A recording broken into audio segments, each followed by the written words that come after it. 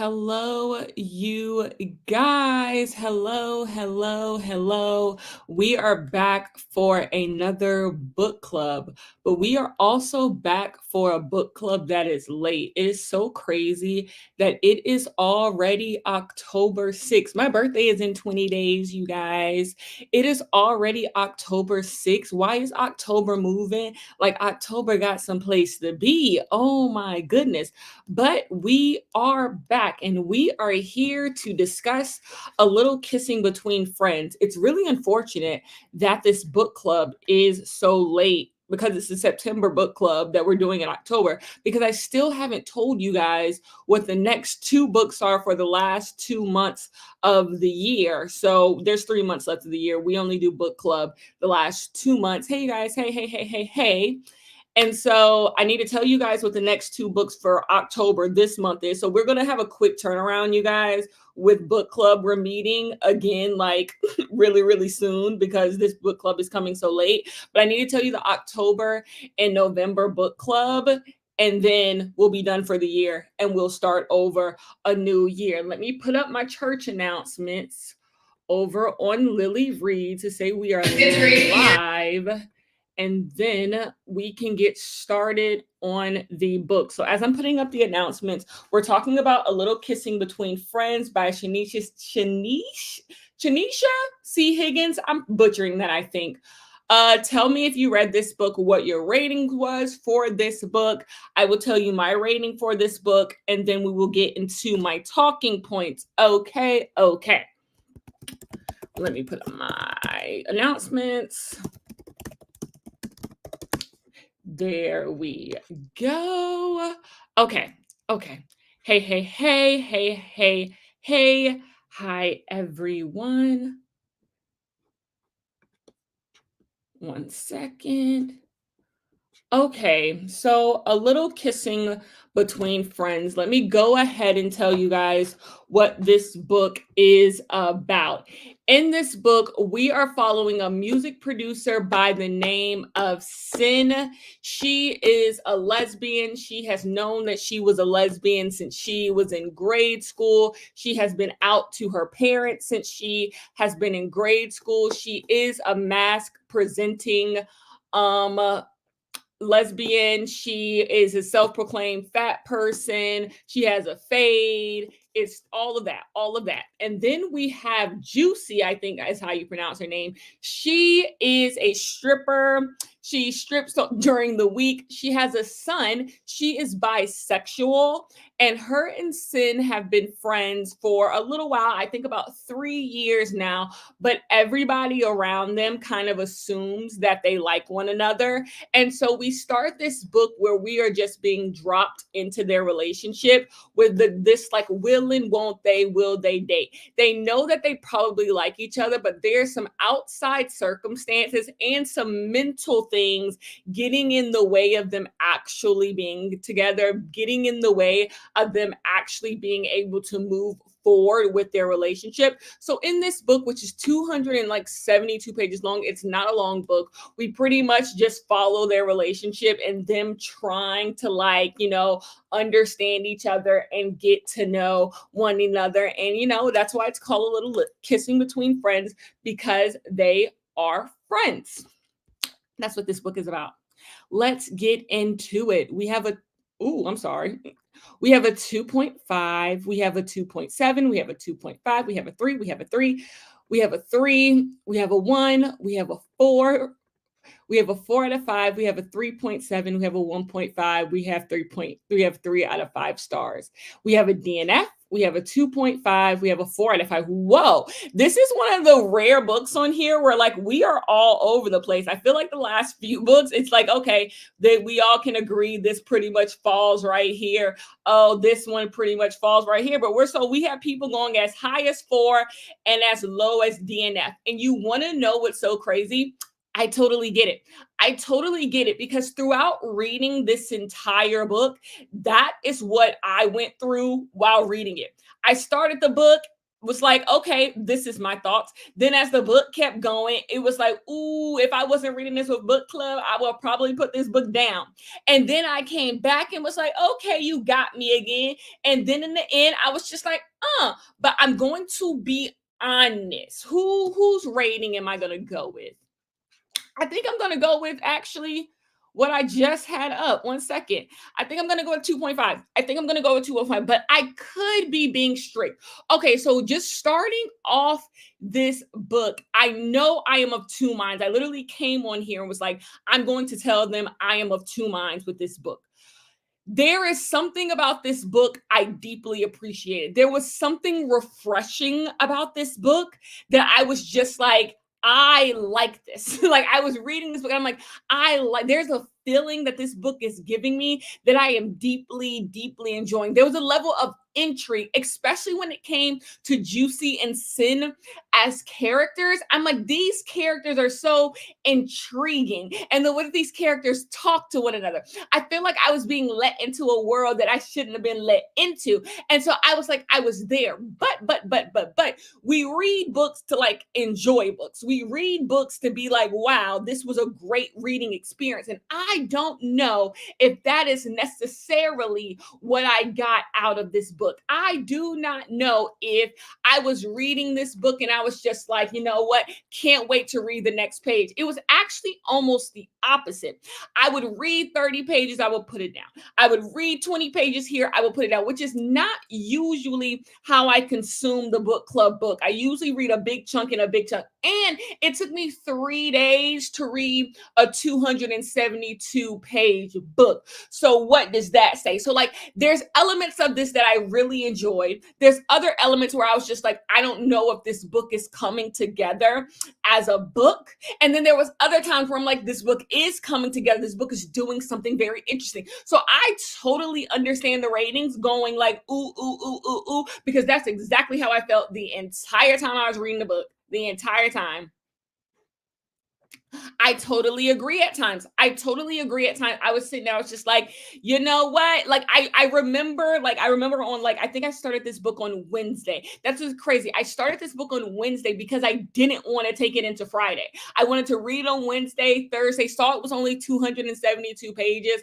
I was just like, oh, I can be done with this book by, I can be done with this book in a day or two. Like it's just really not gonna be that deep. But it low-key became that deep. Like it was Friday night. Like I was about to go on a date. And that's when I finished the book. And I was just like, how the hell did a book I started Wednesday morning, that's only 272 pages, did I take into Friday night? It just doesn't usually take me that long to read a book, especially a book I fully committed to. I know I have to finish. And so I have to like account for that feeling. Like I think I want to give this book a higher rating than it deserves in my book. I think if this was any other book, I would be a lot stricter. And for some reason, I'm being less strict. And we're going to get on that in a second why I feel like I'm being less strict. But like there were moments in this book where I was just like, this I would not continue reading this as like if this wasn't for a book club, you know? See, I agree. I agree. And I got to be real about that. I don't think I would. There's plenty of romance books, especially this year, that I've started and just put down. I 100% believe this would have just been one of those romance books that I started and just put down and then, like, one day come back to it. Also, I read this physically and I read all of the book club books physically because I try to have the most, like, organic experience with the book, because sometimes you read an audiobook and because the narrator is bad, whatever, it views your experience of the book. And so I try to just read everything like I would read anything else. So I read them all physically. I think I would have switched to audio if I read this on my own and I just deeply wanted to know how this would finish because I do think there was something a little off about my reading experience of this. Sometimes y'all were, what was the last book we read? When the vibe is right, y'all were being too strict. The last two books we read, The Kiss Countdown and When the Vibe is Right, y'all were being too strict. Y'all are so the Kiss Countdown. Oh my god!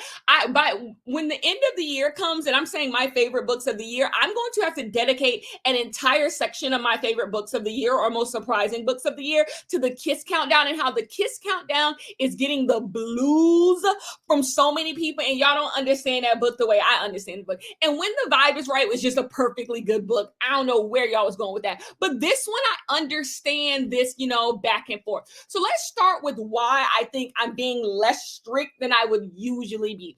There is something to be said, especially in the romance world, about a book just simply being different.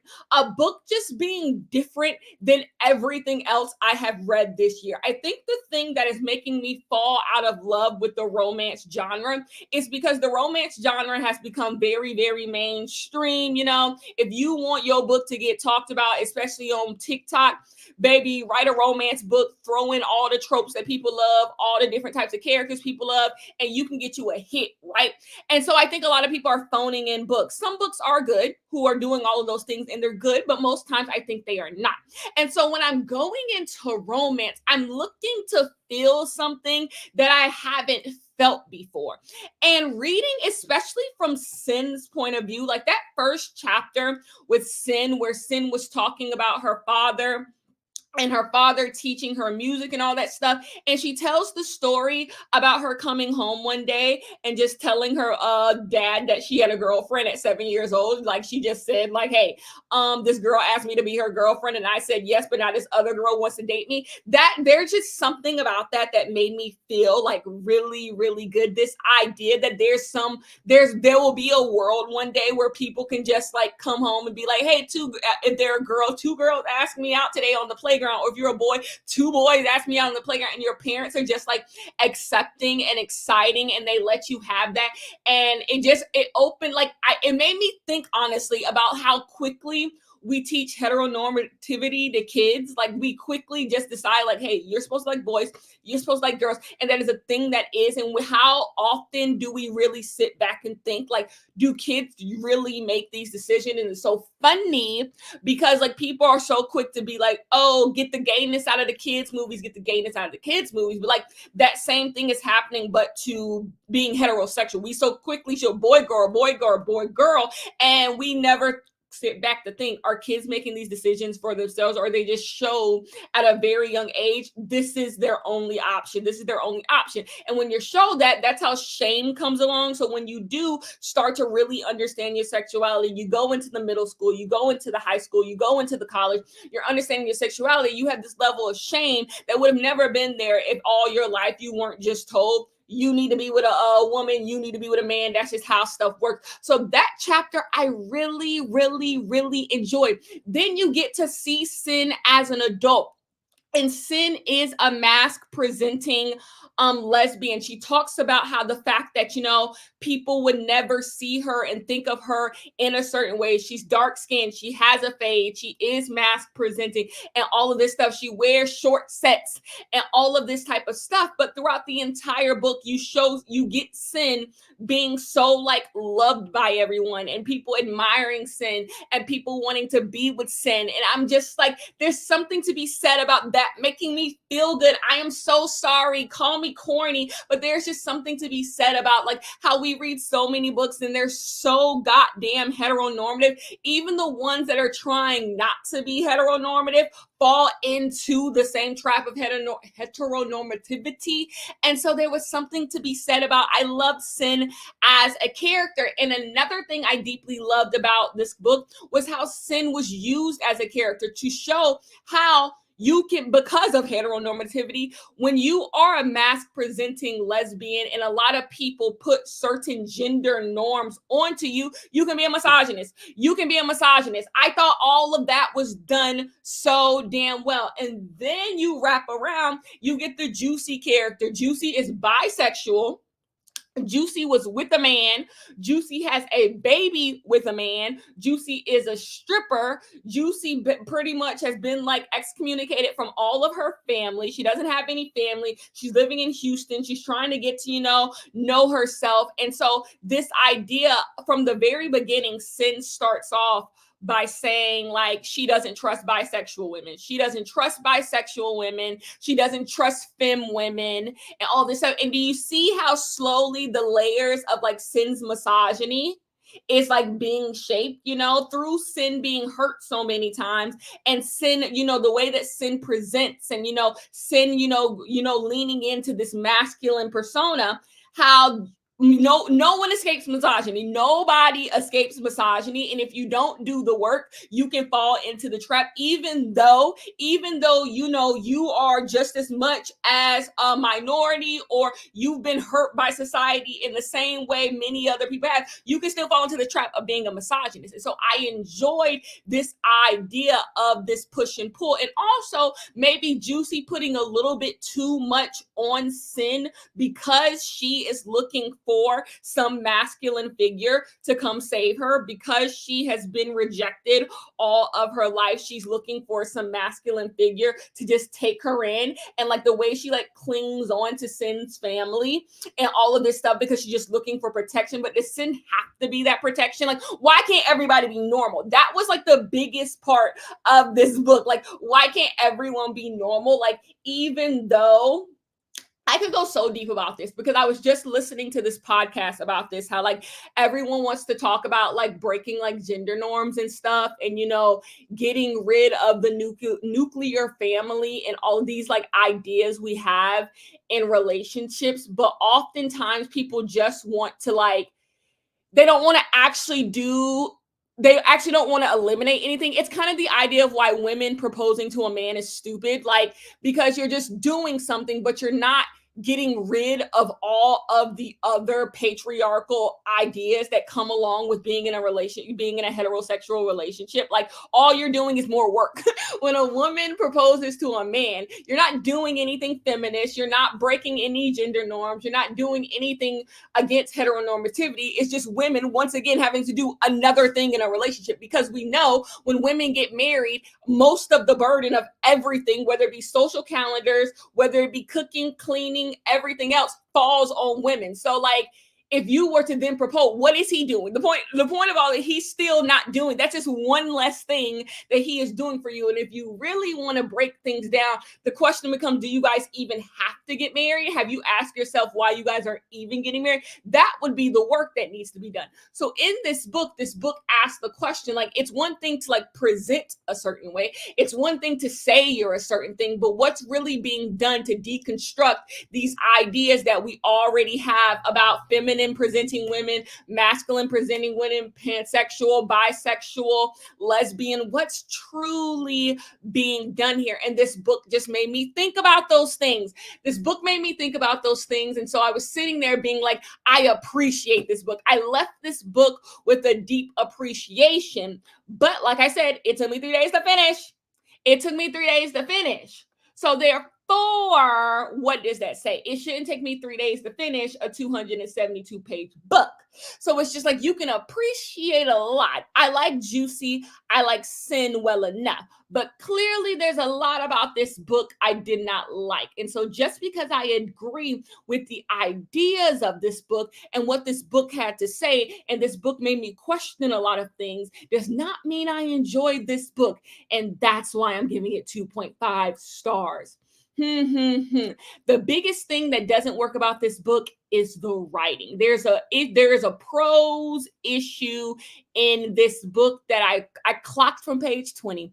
I clocked from page 20 that this book over explains everything. For all you people out there who was like, this book dragged, this book went on for too long, it's because this book uses an entire paragraph to just say one bit of action. So For example, a character will go up to the front door and ring the doorbell. Instead of it just saying Juicy walked up to the front door and rang the doorbell, you will get an entire paragraph on what Juicy was wearing, how many steps there were, why she's at the doorbell, what's going to happen when the person answers the doorbell. And it's just like, can she ring the doorbell and the person come to the door, and then whatever happens when that happens, I read what happens. That is the issue with this book. This book just continues to explain this like every single thing too damn much, and it takes too long for scenes to develop. It takes too long for the plot to develop. And so like I would understand if people were just like, either I'm going to skim this book. That's why I say this book probably would do better for me personally on audio, because like it'll just be someone talking and I don't have to physically look at a page, where like I'm like, I don't need all of this information. This information isn't doing anything to me, but that's just a thing that people are doing these days. That's why low-key justice for that girl a little bit, who she was reading Six of Crows, and she was talking about how like Six of Crows had too many words on the page, and like she's an idiot, but but also she's not fully wrong. Some of these books, not in the sense they have to like are over explained stuff too damn much, to the point where it's just like you are padding the stats. You are trying to pad the stat. There's this thing online where people try to throw the baby out with the bathwater. Like someone will say that sentences are too wordy, and then people be like, can you guys not read sentences that are too long? Can you guys not read? No, some people can't write. Some people can't. And that's not what I'm saying about this book. Because like I said, I appreciate things about this book. And I think this book is done in a very clever and intentional way. But I do think this book is just wordy, and it's not good on the eyes. It's not good on the eyes, and things just, keep going and going and going. And all you learned was that someone walked into a house. You learned that somebody walked into the house. The number two thing, if I can give a whole 10-minute rant on what I liked about this book, there I can give a 10-minute rant on what I didn't like. The number two thing, there are too many characters in this book for it to be 272 pages. By the time we get to page 50, I feel like we have been introduced to well over 17 characters. Well over 17 characters have been introduced in some capacity to this book, and it got to the point where I was confused. I was confused who was, especially in Juicy's whatever was going on with Juicy. Every time she would say who somebody was, she was going to get something she was going to do. I'm like, I don't know who that is. It got to the point where I was just like, I don't know who this is. I do not know who you are talking about in this sentence, because clearly I should know what they're. I don't remember how this person comes up. And then sometimes you hadn't met them yet. Sometimes I'm like, we definitely haven't met this character yet. This person is being talked about as if we've been introduced to them, and we haven't. And we simply haven't. Thank you. When she showed up to that house to pick her kids up, I said, what is going on? Who is, what's her name? Morgan. And then she was just like, we dated the same guy. Like, we're about to get in the third thing that is going to lead into this. But yeah, she was like, and there's this kid, and there's this kid, and there's that kid. I'm only on page 50, and I don't know who has kids. And then this book does another thing where like, Sin's real name is Sin, but Sin goes by something else. If Sin has a real name, it doesn't matter. It will be interchanged depending on who's talking. And like in theory, that's good, right? You got a different name. When you the hip hop star, you got this name. When you Papa to this person, you whatever your government name is to this person. But I'm confused who's being talked about. And if it was just Sin and Juicy, it'd be fine. But like everybody has a name. Everybody has a name. Everybody had a nickname. And Kenya I was just confused. And I'm just like, am I not reading hard enough? But no, there were just too many damn characters.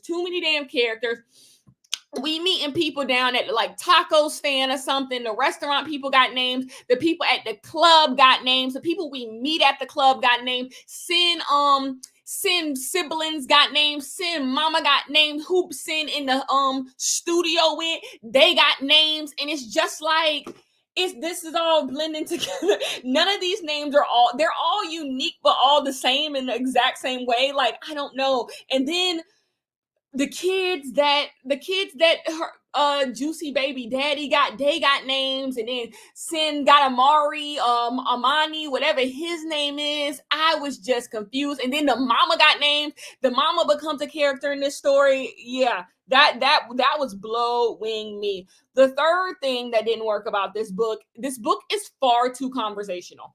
And I have to like eat crow on this because I think in that Tia Williams book, that Ricky Wilde story, I was talking about how like dialogue between black people in books can be a little forced to the point where like no one actually talks like this. Like y'all are talking in like Twitter vernacular. But this book goes like too far to the like left with that, where like it's too conversational. Everything that they're saying, I can totally like hear people saying in real life. Like I see how this sentence would flow in like real life. In real life, all of this totally makes sense. But in the context of this book and reading it with my eyes, it's a little too much. It's a little too much. I'm just like, what's being said here? Like I felt like one of those like old people who didn't understand what the hip kids was saying. I said, this is a little too conversational for me, to the point where it's just like none of this is like actually flowing with each other. But there's also something good I want to say about that, because another thing I enjoyed about this book, I've always said the urban romance, urban contemporary genre is really, really like dead. That's why I don't like American Fiction by Core Jefferson, because when Percival Everett wrote Erasure, the urban romance, urban contemporary, that genre was like really thriving, like getting like urban novels. And a lot of those urban novels were written by white people.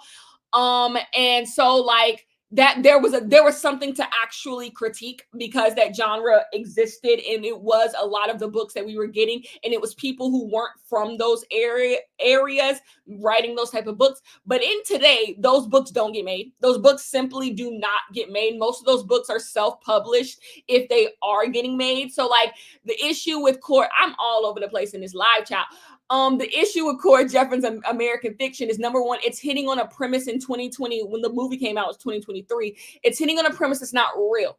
It is not no one writes books like what's the name of the book Precious is based off of? Sapphire. Nobody writes books like that anymore. And I actually think that's good. Like there's the issue I have with it is like it being done ethically, right? If someone who actually grew up around these people, have an appreciation and a love for these people, want to write stories about black people who are a certain way, I have no issue with that. The issue is, and what Percival Everett was trying to point out with Erasure, was like people who weren't part of these cultures were using these people for profit. Anyways, I like the urban genre. I say that to say this. I like the urban genre. I like books like this. This book is like I said, it feels like I was being let into a world, something about this, but like at no point did this book feel like a lie. Like at no point did it feel like when I was reading this book, like this person isn't like telling the truth. They like are just making a mockery of like black lesbians in Houston. No, all of this felt real. It felt like I was being let in to this like group of people. And the thing I also loved about this book, these girls is messy.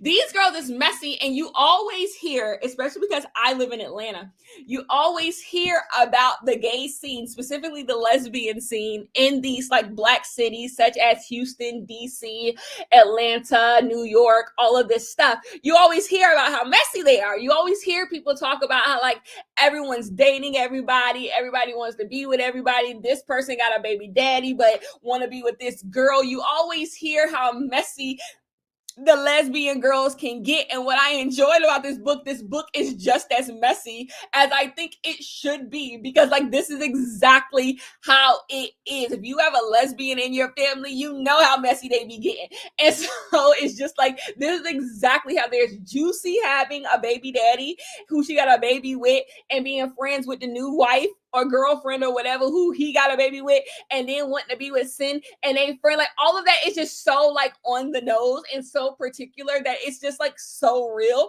And so I truly appreciate that. I truly felt like this was actually good representation of like lesbian communities and like black areas, specifically lesbian communities where like in the entertainment industry. Oh, y'all know I hated the music stuff. Y'all know I hated the music stuff. What is my issue with stuff with music? I don't know what it is. I don't know what it is about music. That was the number one time I was going to DNF it. I'm like, if this book was not for the book club, I am 100% going to DNF this because it is about music. I do not care about music. And is it me, or did Sin become way more talent? Like I feel like at first when they was talking about Sin and her music, it was just like, okay, Sin's a hip hop star. She trying to make it out the mud. And before you knew it, she had a Grammy. Before you knew it, she had a Grammy and she was the most popping person in town. I was like, is this what it was sold to me in the beginning, that she was just doing so damn great? So damn, I was just like, Sin is becoming more and more established as this entire book goes on. Like, how big is Sin in all of this stuff? Now, I'm looking at my notes and I forgot to get on like the biggest issue why this book doesn't work, because all that other stuff I probably could like be like, whatever, who cares? The biggest reason why this book does not work is because, like, did anyone feel like the Juicy Sin relationship was being made up as we read along? As we read along, this relationship was getting more and more depth that like we never got to see or were never told about in the beginning. Like, as I was reading the book, I kept putting in my notes, how close are these two girls? Like, this entire book rests on this idea that these two girls are best friends, and like they don't want to ruin their relationship because they are best friends. But like, nowhere do we truly see these two people being so close, and they just mean so much to each other, to the point where it's not even told to us. I don't even need to necessarily see. I don't mind being dropped in to these people's relationships and just being like, this is what it is. But like, it in the beginning, it's also not even told to us that they're all that close. When we get our first scene of Sin and Juicy, like, yeah, they seem like they have a fondness for each other, but it didn't feel like a deep, like, relationship that was been built for like 3 or 4 years, and we just the bestest of friends in the world. There's nothing that can come between us. There's no reason why we would ever want to ruin this thing by being together. And so I'm just like, what is the depth of this relationship? And like I said, I felt like it was getting more, and they were like trying to make it more and more important as we went on, because then all of a sudden she was just so in a family. She was just so in a family. Everybody just loved her. But like, that one of my favorite parts of this book is how bad Sin's brother wants to be with her. Like, I think the lap dance scene when she gives him a lap dance is one of my favorite scenes. And then like Sin and Juicy argue about it in like the private room. Oh, that's one of my favorite scenes in the book. I thought that scene was so well done. I felt like it was one of the few moments in the book where we got like a good scene that like jumped, like it had good pacing. It all came together and it worked. I'm like, ooh, I like this scene. I could eat it up, right? And so that's how I was getting its 0.5 right there. That scene right there gave it its 0.5. It's 2.5. That's how I got the 0.5. But I just never felt like these two people were all that close. So when it came to the point where it's like, oh, I need to break up with her and break up with her whole family, I'm just like, are you that close to her family? And all of a sudden, yeah, I guess she is that close to the family. The mother was giving her moonshine. The mother when she sat down with Sin's mother and was like, you got pregnant, and like, I told you I was always going to take care of your child. And I'm just like, what is going on here? What is going on here? It was just a lot. It was just a lot. And I'm just like, I don't think we fully like developed this relationship. I don't think we fully, understood these two people in the depths of their relationship. So this idea of them not being friends anymore, and this idea of them not wanting to ruin their friendship, which is what this entire book rests on, I don't think is fully actualized, because I didn't care about their friendship. Yeah, that's the biggest thing I probably want to say. I didn't care about their friendship. Did you? No, I agree. I agree. Like, I felt like there should have been like a book before this where we got to see these two people like hang out, or maybe a little prologue of the first time these people met, or something, because I'm just like, when the hell did all this happen? When did y'all get so goddamn close? Like, I don't get it. Thank you. I agree. I totally agree. When did y'all become such great friends and all of this stuff? Oh, I did kind of like, I wish they would have given more. Oh, I wish they would have given more, a little bit of more depth to like that little love triangle that was going on with the girl with the poof balls, the groupie with the poof balls. I did like the scene with the food in the studio because I'm messy. Because I'm messy, that's why I like that scene. Dropping off the food, and then she gon' got the food. I'm gonna drop off food, and the girl being, her name's Jackie. Jackie being there, and am I gonna be with Jackie and all that? I wish Jackie was actually played as like a possible love interest for Sin, because that could have been more fun. But I actually really did like that.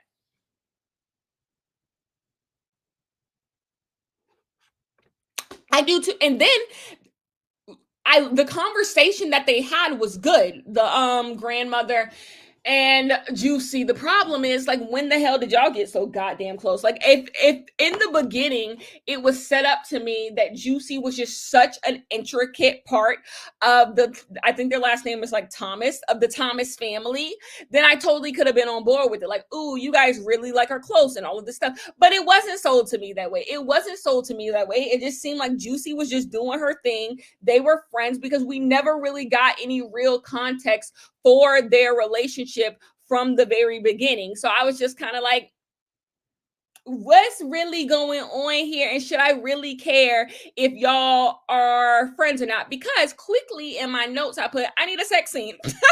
Quickly in my notes as I was reading the book, I was like, I would like a sex scene. I would like a sex scene. So I knew I didn't give a damn about their friendship because I was trying to speed the sex scene along. I was like, it'd be nice to get a sex scene right now. And it lived up to it. I enjoy my sex scene too. I think the sex scenes in this book are very, very good and very, very nice. Was did it say that Juicy don't work the club on weekends? Juicy only worked the clubs during the week. What was Juicy's stripping schedule? I didn't understand Juicy's stripping schedule. Juicy was a stripper that only worked weeks, or was Juicy a stripper that only worked weekends? How did Juicy and her stripping schedule work? How what was all of that about? And that's why I was wondering how the hell. Well, some of the girls in Atlanta, they be the same way though. Like, everybody come to see them on a one night. But I'm like, how she become the biggest stripper in the goddamn city, and she only hit the pole once a week. She only hit the pole once a week. I said, how she the biggest stripper in all of Houston, and she on the pole once a week? How this work? Not once a month, child. Not once a month. And for five, what is she, child? I said something about this don't even make no sense to me. I was like, what the hell? Like, people were coming up to her and being like, I'm such a big fan. I'm like a big fan. You shut the city down. All this, and you strip once a month. You strip once. I don't care what the hell you doing on that pole. Nobody be gagged if you hit it. Like, the girls who can hit the pole once a month and people still show up, it's the seasoned girls, the girls who really, came up in the stripper system. Those are the girls who get to hit the pole once a month and people come out for them. But I'm always be like, Juicy got a whole baby.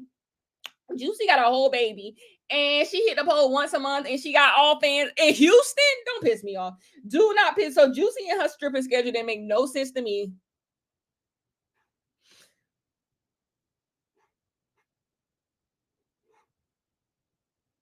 No, I don't. I did. We Juicy. She did start having all types of hobbies and interests, and before you knew it, she didn't have nothing to do. And was it me, or did, like, whenever Juicy? So, like, I feel like Juicy and Sin hooked up 3 times in this book before they officially made things official. And after every single hookup, maybe it was one almost hookup, 2 hookups, they kept being mad at each other. But did any of y'all sit there and wonder, except for the time when Sin was like, you sleep with everybody in the stripper room, they were like mad at each other for nothing? Like, they would hook up and then they would just be mad at each other, and you would sit I personally was sitting here like, what y'all angry? Like, oh, we didn't talk for weeks, we didn't talk for days, and I'm just like, and now they was mad at each other. I'm just like, what? Even after that moment where Sin had to leave, so they hooked up that first time. Sin had to leave, and then they came back together and they talked things out, and then they were still mad at each other. I was just like, now what? What are you guys mad at each other about? I'm like, nothing happened. Nothing. The only time where they were genuine, like something genuinely happened, was when Sin was being a misogynist and was talking about you sleep with everybody, about the whole lap dance with the brother and all of this stuff. That's one time she actually did something. There was a reason for them not to talk after like hooking up and all this stuff. But every other time they would hook up and then we switch to another chapter. Me and Sin ain't talked in 2 weeks.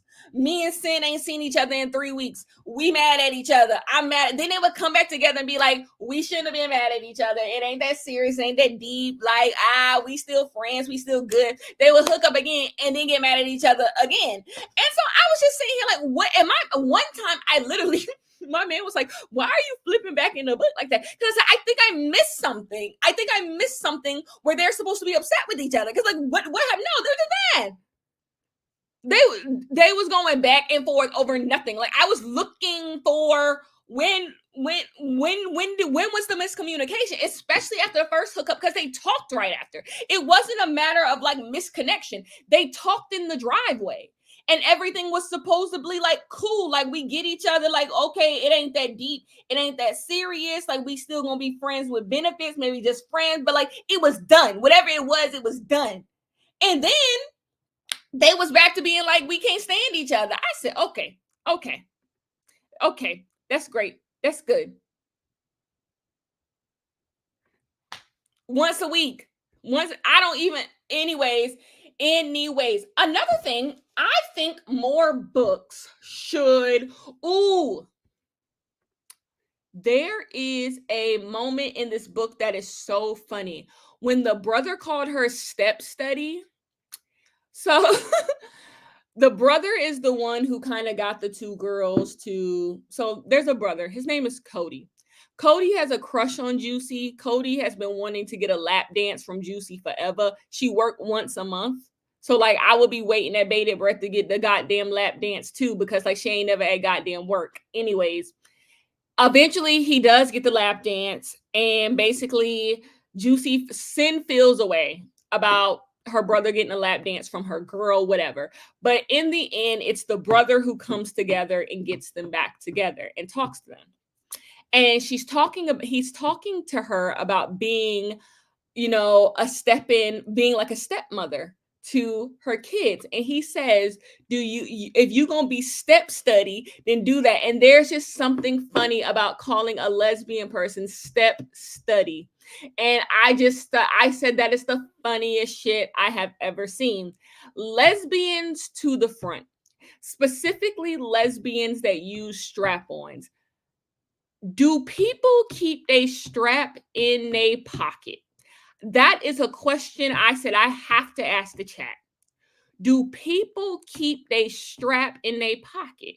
And you're probably wondering, Kenya, what brings on that question? So when they're at the strip club, after Juicy gives the Cody the lap dance, and then they go back to the room, the VIP room, and they hook up, and Sin pulls her strap out from her pocket. Is this a thing that people do? I said, what? This is what I mean. Like, I felt like I was let into a world that I've never experienced. Is this a thing that people do? Is this a thing? Like, do people just have straps in a pocket? I guess if you knew you was out on the town, is it like a condom where you just like, you never know? But like a strap is so big. I didn't know, but it confused the hell out of me. It confused me. That's the same thing I thought. That's the same thing No, she didn't have it in her pockets. Sin had it in her pockets. Sin had it in her pocket.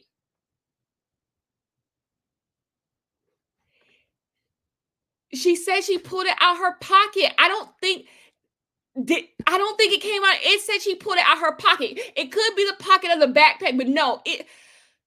I said, what? I said, huh? I'm hoping it read that she pulled it out of her backpack, but it gave pocket. It gave pocket. Sin does wear like men's clothing, so the pocket could be big. The pocket could be big. But regardless, I didn't know people just traveled around with a strap. And that just, I was like, I have to ask this chat, is that a thing that people do? Is that a thing that people do? Or is this book creeping on just being ridiculous? I did not know. I did not know. But I did enjoy the sex scene. Kenya enjoyed the sex scene. So you know what? I got what I came here for. But that blew me because I'm like, did she just pull a strap out of her pocket? How the fuck did that work? Anyways, that was just a question I had to come ask because I was confused.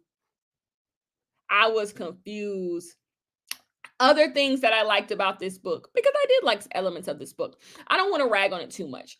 I think that the voices were unique. There were like unique voices. Like you had Sin's voice was unique, Juicy's voice. Like sometimes you get dual POVs, and like we don't need dual POVs. But I felt like you were in two totally different worlds when you were, with this person and with this person. I also like, you guys know I'm a friends to lovers girl. I think more people should write friends to lovers books where it's just like, this is what the book is. Like, we don't have to pretend like this book is about anything else except for these two people figuring out should they be in a relationship. We can cut all the situations and all, decide this, decide that. Should these two people be together? Can they overcome all they mess to be together? I like the idea of like a concept book, using just a concept and writing a book about it. I enjoyed that. I enjoyed the brother relationship. I enjoyed both of them having to overcome, because interestingly enough to me, you do get a lot of women who are not bisexual, women who just are lesbians. They will always talk about, how bi people are doing them wrong and bi girls are this, bi girls are that. And I like the idea of like, biphobia. I like the idea of like, you just can't run around saying whatever you want to say about bisexual people because you feel like, you can do that. No, like there is a bit of misogyny playing into all of this. And I like that Sin had to, interrogate. She had to interrogate why she felt all of those things. I thought that part was done really, really well. But overall, did I love my reading experience? No, I didn't love my reading experience. So I had to give the book 2.5 stars. And anyways, those are my thoughts on the A Little Kiss in Between Friends. The reason why I had to stop talking is because I have to tell you guys what the last two books of the month of the year are going to be. We are in an epidemic when it comes to this book club, and it is called flopping. We are in the epidemic of flop. We gotta turn the wigs around. I was thinking about book club for next year and what we're gonna do in book club for next year.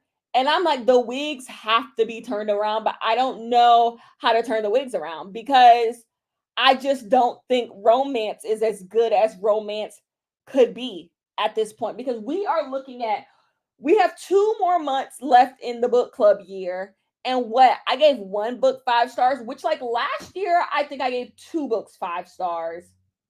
So I guess it ain't doing that much, but maybe I gave 3 books 5 stars. But I'm just like, we got to figure something else out. Now, October, I wanted to just do a Halloween book.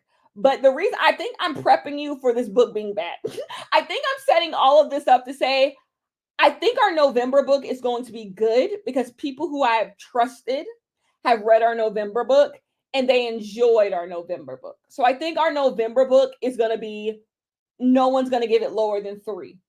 Don't let me speak too soon because, some of the people I love, trust in the door, they got some bad taste every now and then. But I think November is fine. October is going to be sketchy because do you guys remember last year, the book we read in October? Let me go get it. Let me see. Oh my God. You guys, my bookshelf, do you guys see my bookshelf behind me? My bookshelf behind me is becoming so full. I can barely put all my little toys, doodads, and trinkets. And this isn't even like all of my books. I have new purchases out in my loft. My book, I already need more space. And I unhauled so many books already this year. Anyway, we read this last October. Y'all hated this book last year. This is one of those books where like y'all were way harsher on this book than I was on this book. I think I ended up giving this book, what did I give this book? Like 2.75, 3 stars? It doesn't matter. I know I didn't go as high as a 4, but I liked elements of this book. And I told you, I can't believe we're a year later, but we are a year later. And I want to read the sequel. I want to read the sequel for the book club. So our October book is Kiss and Spell. Falling in Love Can Be a Witch. Because why can't we be festive? Why can't we be festive? Why can't we lean into October? But I am worried that so many of you dislike this book. You're not going to like this book. But maybe, just maybe, yeah. This also has a bad Goodreads rating. So I think a lot of people, not even just you guys, a lot of people didn't like this book. So I'm sitting here and I'm just like, do this for me. Do this for me. Okay, I'm going to read this the week of my birthday and I'm excited. I didn't hate everything about this book. There are things I actually remember liking. So the reason why I'm showing both of these books is I would probably read this book and then read this book. Like, you don't, I'm sure you don't have to. You could probably just jump into Kiss and Spell. It's by Celestine Martin. You could probably just jump into this book.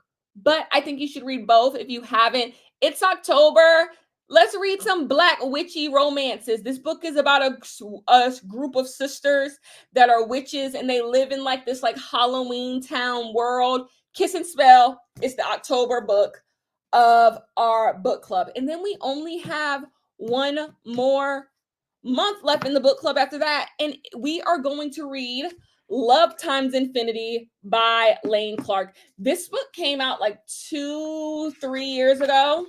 I rarely do backlist in the book club because I like to give newer books a try. And like, it's probably, this is, you probably can get this from the library. You probably can get the audiobook from the library. So it's good to do backlist, I guess. So like, everybody can get their hands on it. But I've heard nothing but good things about this book. Everyone I know who's read this book has enjoyed this book well enough. We are at the stage where, y'all, I just need well enough. I just need well enough. Next year, we're going to come kicking. You want to know what? I said this last year, but I think I'm going to be serious about it now. Can y'all see? If y'all can see right there, those are all the book club books right there that I'm thinking about doing next year. We're going to do a poll. So y'all going to be part of the mess. Yes, I'm going to set that. Ooh, that's going to be fun. We're going to do a poll and we are all together going to pick what the book club books are next year. That is going to be so fun. That's exactly what we're going to do. That is exactly what we're going to do. I'll pick one. So we'll do like January, February, March. I already know what I want the January book to be, so y'all don't get to pick that one. But February, March, I'm going to give you guys like options and you pick which one we do. So everybody's responsible for the flopping next year. Next year, the floppage will be on everybody. When we come into the book club and read a raggedy book, it's everybody's fault. It's because I have about 20 books. This isn't even all the books. I just ordered 3 more books today that are options for next year. I have a couple pre-orders that still have to come through. So in December, since we already don't have book club in December, we are going to do polling and we are going to pick what the January, February, March books are. I'm going to give like 7 options and we pick from those 7. We'll just do it like on here. I could set up a poll on here. Yeah. We'll figure it out. We'll do it. And we're all coming together on which one we want to do. Y'all can go look. We'll look up at the same time what they're about. And that we're going to start making more informed decisions because I don't look up. Like, I've had this book since this book came out. And I don't know what the hell this book is about. I have no clue what this book is about. I don't read the synopsis of books I already know I'm going to buy. Like, this looked cute. And so I knew I was going to buy it, but I had no clue what this is about. And the issue is that means for you guys, we be reading some mess. I don't think this book was mess. I think this book could be enjoyable to a lot of people. And I actually think if I came back with newer eyes, I could end up giving this book 3 stars. So I don't think this is mess. And I have faith in these 2 books. But other books we read this year were mess. So anyways, those are the book club picks. I am going to put up a video for other people who are not in here. October, November. I will see you guys later on this month for Kiss and Spell by Celestine Martin. Peace.